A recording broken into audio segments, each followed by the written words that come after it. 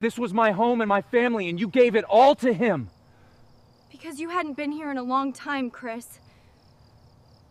After listening, please subscribe, hit like, and leave a comment before continuing. Dust. Always that damn dust. It clogged lungs, settled in the folds of clothing, crept into thoughts. Chris McGrady pressed his back to the cold concrete wall, feeling his heart pounding in his chest like it wanted to punch its way out. 3 blocks to the rendezvous point.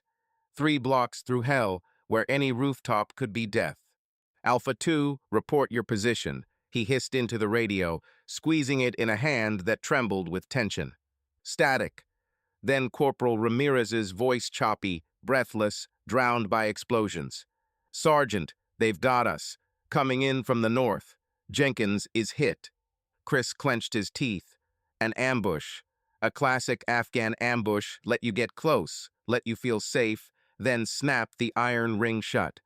Hold your position, I'm coming to you, he barked, already pushing up. He motioned to his 3, and they moved without a question.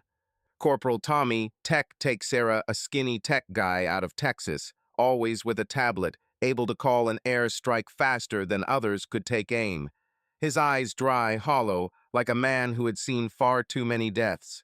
Private David Chu, son of Chinese immigrants, quiet, watchful, held the machine gun as if it were an extension of his arms. Private First Class Mark Simons, a big guy from Minnesota, former football player, now a silent machine built to cover his friends. All 3 good men, the best he'd ever had, and all of them knew death might be waiting just around this corner. They slipped down a narrow alley between mud brick houses, each step ringing like a drumbeat. The air shivered with heat and smoke. Somewhere far off a machine gun barked. McGrady sucked in air that tasted of soot and sweat and pushed forward into the heart of chaos. An explosion on the left. Chris felt a wave of hot air. Debris rattled off his helmet. RPG, Sarah yelled, diving for cover. But Chris already had him in sight, a skinny figure on a roof with a launch tube on his shoulder. He fired 3 bursts. The figure toppled and fell. Move. His phone buzzed in his chest pocket. Chris ignored it. Not now, but it buzzed again and again. Sir, your phone, Chu shouted. Not important. But something made him glance at the screen. Melissa, his wife, calling at 11:40 p.m. Texas time. She never called that late. Another blast closer this time. Too close. Chris answered, pinning the phone between his ear and the rim of his helmet. Mel, I can't right now. Chris, her voice sounded strange, cracked. Chris, I need to tell you. Shots. The hiss of rounds overhead. Mel, I'm in the middle of an op. I can't do this anymore, Chris. I can't live waiting for them to call and tell me that you... Alpha 1, Ramirez screamed over the radio. They're pressing us. There are too many. Mel, hold on. And then he heard it. In the receiver, a man's voice, distant, muffled. Melissa, put the phone down. Come here. Time froze. Gunfire slid into the background. Chris stood in the middle of an Afghan street with a phone to his ear, and the world narrowed to that voice. Who is that? His own voice sounded foreign. Mel, who's there with you? Chris, I'm sorry, I tried. Who is there? A blast. The whole world turned into a white flash. Chris felt himself lifted, the phone torn from his hand, something hot knifing through his left leg. Then darkness. The last thing he heard before he blacked out was Sarah's shout. Sergeant, sir, stay with Med. Then silence. Pain. Pain everywhere. As if every cell in his body would scream if it had a mouth. Chris opened his eyes, white ceiling, fluorescent lights, a nurse's face suddenly much too close. He's awake, doctor. Voices blended into a dull, dragging hum, like after a grenade goes off. Chris tried to speak, but his tongue was stuck to the roof of his mouth. His throat was dry as Afghan sand. Sergeant McGrady, a gentle male voice said, as if through a thick layer of cotton. You're at Langenfeld Hospital, Germany. You're safe. Safe, the word sounded like a joke. Safety didn't smell like antiseptic, and it didn't come with the groan of the guy behind the curtain. "The team," Chris rasped. "Where is my team?" Silence. So heavy he could hear the drip from the Roman 4 into his vein. The doctor, a young major with tired eyes that had stored up hundreds of talks like this, looked to the nurse. She lowered her gaze. "Sergeant, where are they?" "You're the only survivor, Sergeant. I'm very sorry." Only, the word sank deeper than the shrapnel that left the scar beneath his ribs. "Take Sarah, Chu, Simons, Ramirez, Jenkins, 5, his men, his family." "No," Chris whispered. "No, that's not possible. I heard take Sarah," he was shouting. The doctor sighed heavily. "The blast was very powerful. It threw you into a side alley. The others." There was no need to finish. Chris shut his eyes. Behind his lids faces. Take Sarah smiling, holding a photo of his daughter. Chu with a biology book he took even on patrol. Simons always bluffing at poker. Ramirez a knucklehead who could make you laugh under fire. Jenkins a kid, 20 years old, not yet grayed by life. All dead, and he was alive. Alive, which meant guilty. The doctor, stepping as if across a minefield, said softly, "There is one more matter, Sergeant. Do you want us to contact your wife?" "She." "No." "But, Sergeant, she." "I said no." Chris turned toward the wall. The hospital gown crackled under his fingers like crisp snow under boots. Melissa, her voice, and that other voice, a man's. In their house, at 11:40 p.m. "Melissa, put the phone down, come here." He covered his ears with his hands, but the voice didn't go away. It was inside. It throbbed at his temples. "Go," Chris whispered to himself. "Go." But the voice stayed. With every breath, it grew louder until it turned into one unbroken roar, tearing his head apart. The next day, they brought his things. The uniform blood spattered, weathered by dust, as if it had absorbed smoke, screams, and powder. The boots scuffed, dried mud on the soles, grains of sand lodged in the seams, and the phone cracked, the screen slashed diagonally, but still glowing. Chris hesitated a long time before turning it on. His fingers trembled when he finally touched the power button. The screen flickered, came to life. He checked recent calls. Last, Melissa, 11:40 p.m. duration, 1 minute 47 seconds. His heart clenched as if that entry were the only proof she still existed. He tapped play voicemail. Maybe she'd left something after the connection died in the explosion. But there's silence. No voicemail at all. Instead, a message. 1. Received 3 hours after the blast. "Chris, I'm sorry. Just please don't try to contact me. I made my choice. I hope you can find a way to understand." Chris read it 20 times, then 20 more. The words burned in front of his eyes, scraping away everything else. Made my choice. While he bled out in the mud, while his men screamed, while he counted the last rounds, she chose someone else. Peace, safety, a life without the sound of guns. He sat on the bed. The air still carried the smell of smoke that felt like it would never leave his skin. On the nightstand lay a notebook and a pen. He reached for them and started to write. "Melissa, when you called, I was holding a position under fire. 5 of my men." He stopped. The pen left a blotted, dark stain. He crumpled the page. Started again. "Melissa, did you know I was dying when you decided?" Again crumpled. Again he wrote. Again crushed it in his fist. Each letter a shard in his heart that couldn't be pulled out. In the end, he just sat there, staring at the wadded pages scattered around, and whispered, "I'm trying to understand." But no answer came. The silence felt louder than any explosion. The plane landed in Austin on a Saturday. Chris stood in the terminal with a rucksack and crutches, watching the crowd. Kids ran with flags.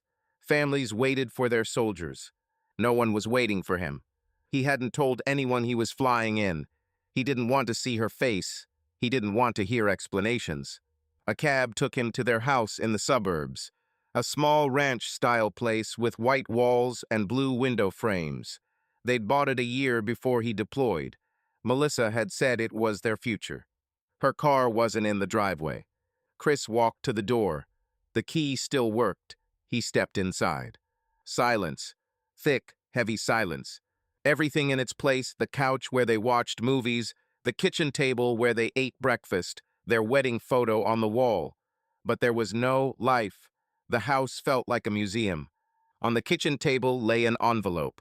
His name in her handwriting. Chris opened it with shaking hands. Chris, I took only what I need. The house is yours. I signed all the papers. They're in the desk drawer. I can't explain why it happened the way it did. Maybe I'm weak. Maybe I just couldn't live in constant fear. Every knock at the door could have been that knock. Every missed call. Jake kept me calm. He was there when you weren't. And I didn't plan it. But it happened. Evan is your son. He'll always be your son. But I can't let him grow up with a father who looks at me with hatred. He deserves better.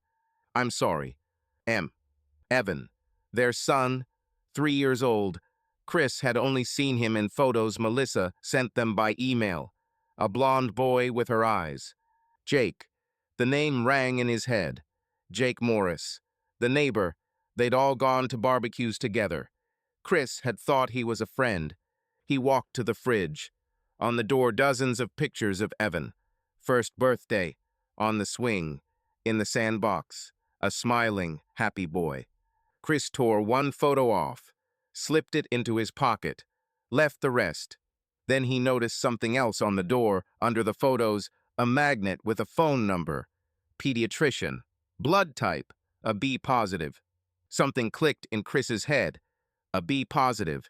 He himself was O positive. Melissa, a positive. He pulled out his phone and looked up. Possible blood types for parents O positive and a positive. Result, O positive, a positive, O negative, a negative. Not a B positive. Genetically impossible. The world tilted. Chris sat on the floor, his back against the fridge. Evan was not his son. He had never been his son. The next morning, Chris stood before the mirror, gaunt, a scar on his left cheek, empty eyes, a ghost in uniform. Someone rang the doorbell. He opened it to find an elderly woman holding a casserole. Sergeant McGrady, we're all so glad you're back. You're a hero. Hero. The word sounded like mockery. Thank you, Mrs. Henderson. The town's holding a ceremony in your honor on Friday. The mayor wants to present you an award personally. Chris barely kept from shouting, I'm not a hero. I let 5 men die. I let my wife. Instead, he said, That's very kind. Thank you. He closed the door and leaned his back against it. The room felt stifling, as if the air had gotten heavier. Silence rang in his ears, the same ringing as after a grenade. He stood motionless for a few seconds, fists clenched until his knuckles went white. Then his eyes fell on the casserole still warm, fogging its lid with steam. A simple kindness, an ordinary thing. Yet it sparked revulsion for no good reason. He set it in the fridge without looking to see what was inside. The metal door thumped dully, like a coffin lid. The mirror above the sink threw back his face, the scar that looked deeper in this light, eyes staring through everything. He ran his fingers along his cheek. His skin was cold. Hero, he repeated aloud, almost a whisper. Funny. Heroes don't hide from people. They don't wake at night to screams that aren't there anymore. He sat in a chair, pressing his forehead into his palms. The casserole waited in the fridge, and with it silence and memories that choked off breath. Chris did not go to the ceremony. He couldn't.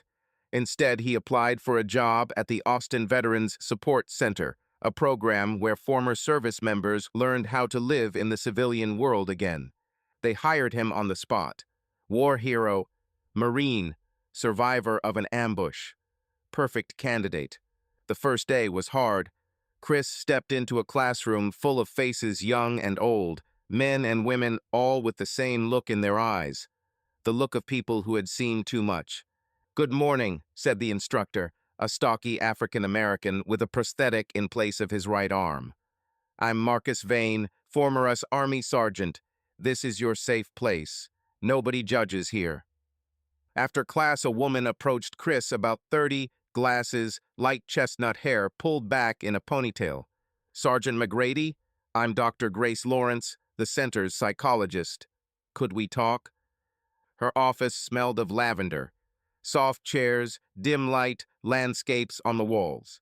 "You don't have to talk," Grace said, sitting across from him. "But your story. Marcus told me about the ambush. 5 killed. You the only survivor." "I don't want to talk about it." "Okay, then tell me, how are you sleeping?" Chris laughed despite himself. "I don't." "Nightmares?" "Worse. I lie there and listen to—" He stopped. "What do you listen to?" Chris pulled out his phone, pressed a button. From the speaker came the recording. Chris, I need to tell you." Gunshots. An explosion. "Melissa, put the phone down. Come here." "Who is that?" "Mel, who's there with you?" "Alpha 1, they're pressing us." A blast, a scream, silence. Grace froze, color draining from her face.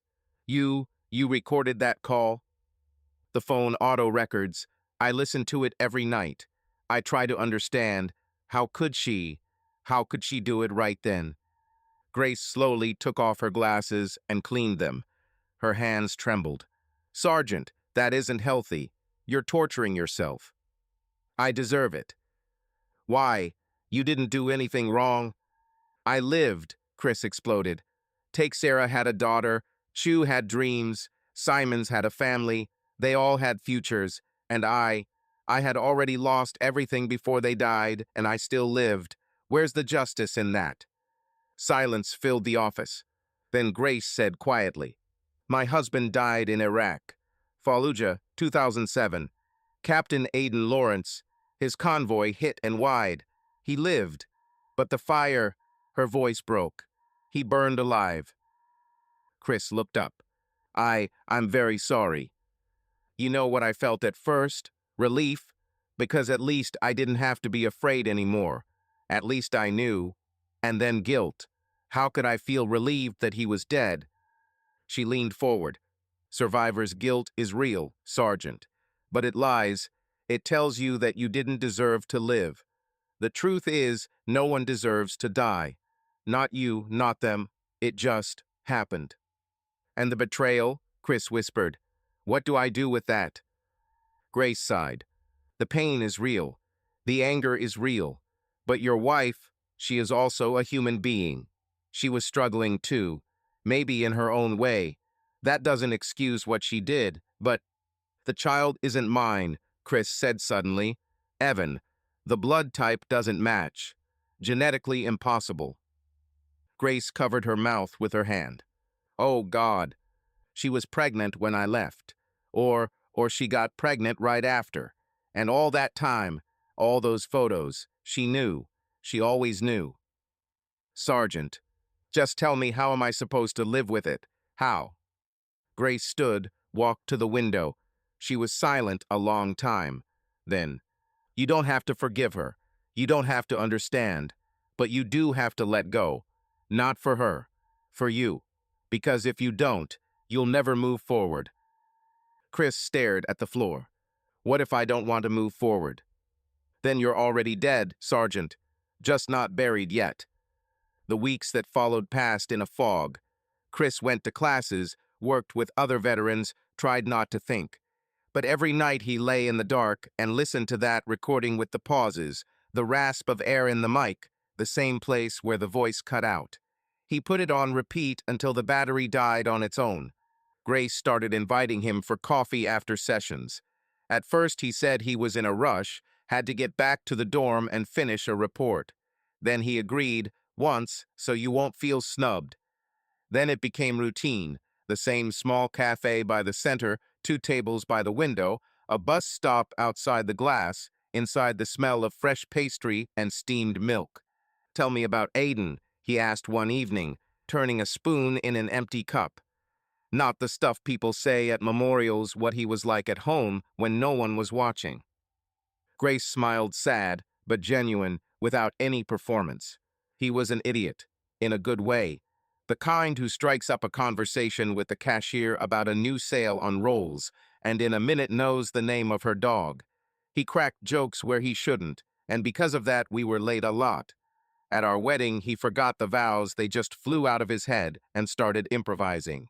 He promised to love me even when I turned into a cranky old lady with 20 cats who would steal his socks and sleep on his pillow, and that he would buy a separate closet just for his socks, because war is war, but discipline is discipline.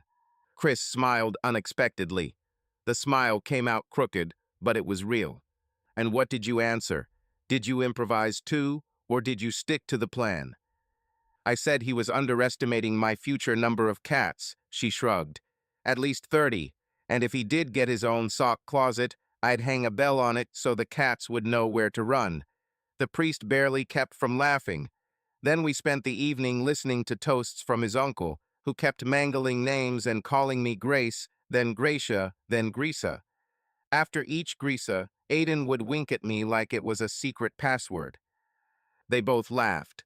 For the first time in months, Chris felt something besides the lump of pain in his throat. Do you have cats? He asked after a pause in which the cafe filled with the tap of cups and small talk. Only 2, she said, almost apologetically. A gray tabby named Mira and a black one named Bit. Mira likes to chew on houseplants, Bit likes to sit on the keyboard when I work. Aiden overestimated my cat madness, but he wasn't wrong that they treat the silence in an apartment pretty well. Or he underestimated your practicality, Chris said, setting his cup aside. 2 is optimal, enough to have someone to talk to. Not so many you need a duty roster for the litter boxes, though I'm no expert. Grace tilted her head, looking at him over the rim of her cup.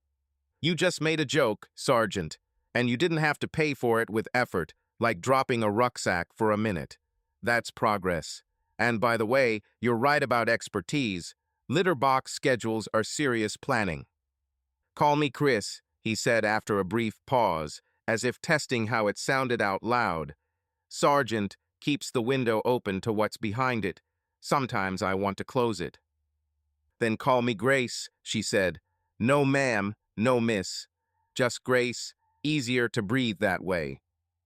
They sat in quiet, sipping coffee. Outside, the bus pulled away and the stop went empty. The barista wiped a table and turned on soft music, nothing fancy, a background for people who just needed to sit. You know, Chris said, sometimes I think that recording has me by the throat, like I'm tied to a rope, and every night someone yanks it so I don't forget. You talk about cats, and I wonder how they'd act hearing that grind. They'd probably just fall asleep. I wish I could do that. The recording isn't your master, Grace said softly, without drama. It's a tool. A knife can slice bread, or it can slice the same wound open again and again. You don't have to play it to full silence. You can set a timer. You can listen with someone. You can swap it out one evening for something else, a conversation about sock-stealing cats, for instance. That won't betray anything important. It's just another way to sit with memory without losing yourself. Chris nodded. Not like a man who had understood everything and healed, but like someone who had heard a simple instruction and was willing to try. Okay, tonight I'll try without repeat. If it doesn't work tomorrow again, and if it doesn't work at all, well, then I'll come to this cafe early and order the biggest cup they've got. That's a plan too. Plan accepted, Grace smiled. And I can bring a photo of Aiden next time. Not to shake something loose in your head, just so you see who you're sharing these jokes with. He would appreciate it. Would he appreciate the 30 cats or my attempt at joking? Chris asked. Both, she said. But most of all, that you're not hiding behind your rank. He loved people who spoke plainly. For the first time since the explosion, Chris didn't feel alone. It wasn't a grand victory. It was ordinary coffee, a few longer sentences, one agreement, and a sense that in the dark you didn't have to press repeat. He looked up at Grace and nodded again, this time to himself. But at night, the demons came back. Chris woke in a cold sweat, hearing the screams. Take Sarah, Ramirez, Chu. They called to him, accused him. Why you? Why not me? I had a daughter. I wanted to live. He sat on the edge of the bed, shaking, tapping play on the phone. Again and again. One night at 3 in the morning, his phone rang. Grace. Chris, I know you're not sleeping. How? Because I'm not sleeping either. Listen, it's normal. The first year after Aiden's death, I didn't sleep through a single night. It gets easier, I promise. When? I don't know. It's different for everyone. But Chris, you need to stop listening to that recording, please. I can't. You can. Just tap delete. One button. If I delete it, I'll forget. I'll forget how much it hurts. And if I forget, then what? You'll be able to live? Is that so terrible? Chris didn't answer, but he didn't delete the recording. A letter arrived at the center, an official envelope from a law firm. Chris opened it during the break. Grace stood beside him. What is it? Papers about custody of Evan. The letter said Melissa had filed for full custody. As the father, Chris had the right to contest. A court date was set for 2 weeks out.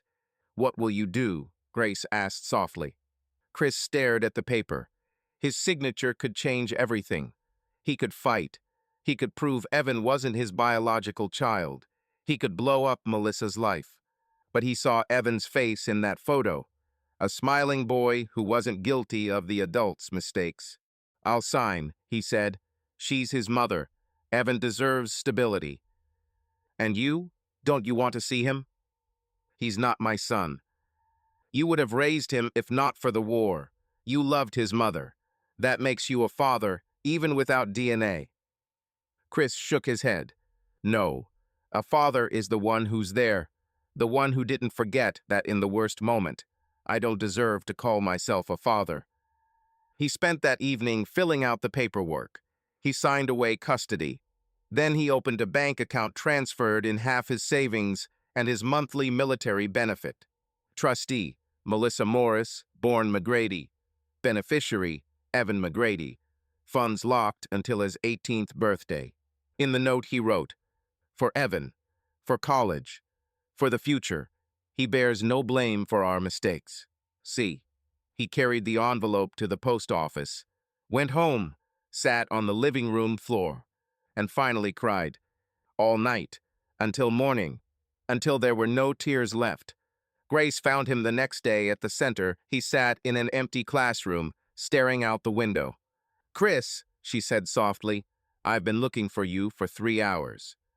Sorry, just thinking. She sat down beside him. Did you sign the papers? Yes. How do you feel? Chris thought. Empty, but right. Evan deserves better than a ghost for a father.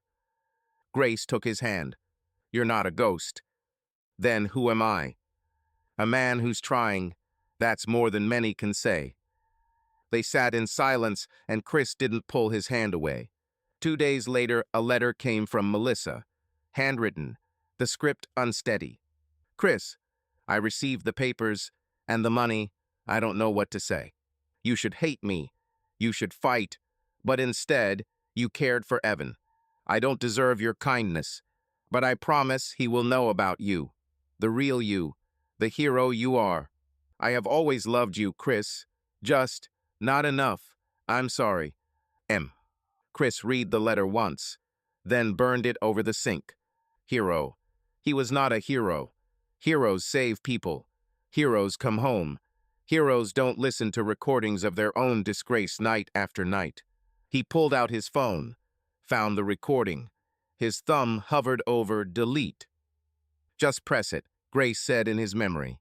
He pressed. The recording vanished, and the world did not collapse. Take Sarah was still dead. Melissa had still betrayed him. Evan was still not his son, but Chris was breathing. And that was enough, for now. 2 weeks later, Chris called Marcus. I need leave. How long? I don't know. Maybe for good. Marcus sighed. You're leaving, aren't you? Yes. Where to? I don't know. Somewhere quiet. Does Grace know? Chris hesitated. No. Tell her, soldier, she deserves to know. He told her over coffee in their usual cafe. Grace listened in silence, turning her cup in her hands. When? She asked at last. Tomorrow, morning. Where? Arizona, the desert. I want silence, space, a place where I can think.